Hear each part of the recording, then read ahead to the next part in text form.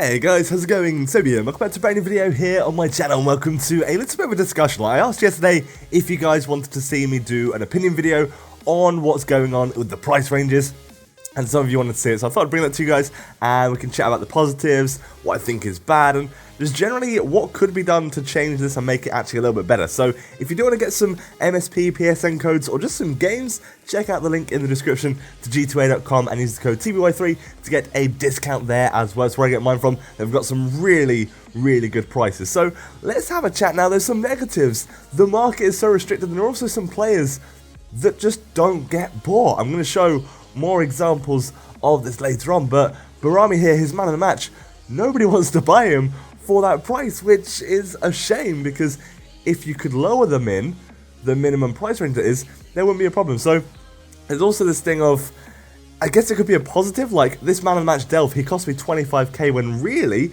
he probably should have been around about 200k, so that could be a positive of it. Like some of these man of the matches and special cards, they have these low price ranges on where you can snag them really cheaply, but there's also a negative to this, because it took me like an hour and a half to actually get this player for 25k, like an hour and a half of literally just spamming the market to try and get one. Another, I guess, positive you could say is if you do pick up a player at their lower price range, maybe you could sell them on for a little profit, but it's so limited to be able to trade. There is such a tiny window, because you obviously have to count for EA tax as well. And chances are, people aren't actually going to buy it at the higher price range, because why would they? There's some that are lower because people are still undercutting. It's so strange. But one thing that I really don't like, so real life events, say Obafemi Martins had a fantastic game, he got a hat-trick, the chances of him getting inform are pretty high, right? You could go out, buy his normal card, hold on to them, invest in them, and then when his inform does come out, he'd be more expensive, the normal card, because there aren't any on the market because his inform's in packs. You can't do that anymore, and it really upsets me. Like that sucks, because you can't sell him on for more.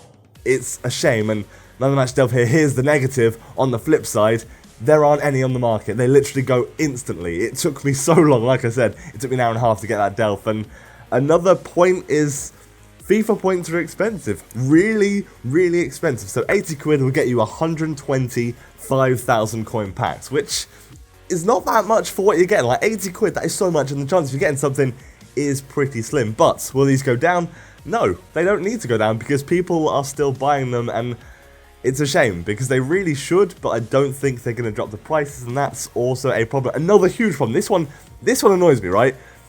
There is no way of selling a storage on the market, because no one wants to buy a 20,000 coin player that's actually worth like 5k. I'm pretty sure it was worth like 5k on the Xbox before these price changes, and now to buy a storage you have to pay a minimum of 20,250 coins if you want to buy them now. That's really dumb. That is so silly, and I genuinely do not understand that. It baffles me. Not to mention, the amount of players on the transfer market is so ridiculously low now. Like, comparably, before these changes, there were millions of things on the transfer market, if I remember correctly. Now there's about 200,000. That is quite upsetting, and there are some possible fixes. Let me know what you think. Obviously, the big one is to just reverse these changes, because I think it's for the best. I know there are some things that do come out of this, but I can't see it being overall good in this stage of the game. Possible fixes: remove that minimum range. Just let players actually be sold, because the fact that you can't sell a Sturridge, a Lewandowski, it's dumb. It's really silly. And something that would be cool, that could make this good, is to simulate price ranges. Like when something happens in real life to certain players, if they play well or something, maybe their price range changes, or just generally maybe have a price range that changes when supply of a player is high. So say people are opening a ton of packs, it's team of the season, people are opening an absolute boatload of packs. What if the system would detect that the supply of a certain player is really high? Say, for example, I don't know, Aguero. Say there's a ton of Agueros on the market.